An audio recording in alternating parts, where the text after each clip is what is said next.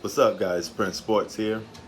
So, the league won't punish LeBron James in no shape or form for league violation.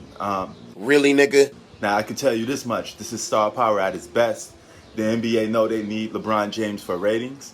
So this proves my point again that superstar players, especially ones like LeBron James, will get star treatment. They will get passes. So you will see this amongst games that you're playing.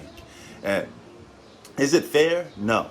But it's the nature of the beast, okay? Whenever you're involved in the business, if you're the top earner, you're going to get away with some things. And it's just, you know, just how things is when it comes to business. There's no such a thing as something being fair. Now, in competitive sports, you like to think that everything is fair.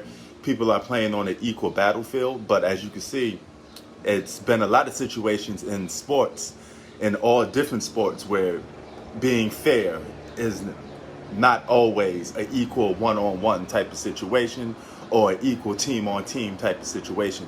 There's always, in many sports, guys with an upper hand or guys that have a advantage over certain players, you know, and it just is what it is, man. It's just how the nature of the beast is. And, you know, rather it's boxing with Floyd Mayweather, who gets extra treatment, you know, and he gets to violate and do certain things that a lot of other boxers don't have the power and access to do.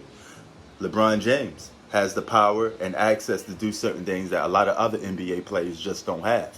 If this was Kevin Durant, he would have been punished for it. If this was Kawhi Leonard, he would have been punished for it. And those guys are regarded as some of the best players in the league, but they don't have that star power or that pull like a LeBron James. You know what I'm saying? So that within itself is an unfair treatment, you know, and the league is going to continue to go on and give LeBron James biased and, you know, unfair treatment when it comes to other players. And as I said, it's not made up, it's not hate, it's just actual facts. You know, when you're a top earner in whatever your job is, you're going to get unfair advantages. I remember when I used to work back in the day, I used to work in sales, and it was a commission-based job. And the top earner would have all sorts of benefits that nobody else would have.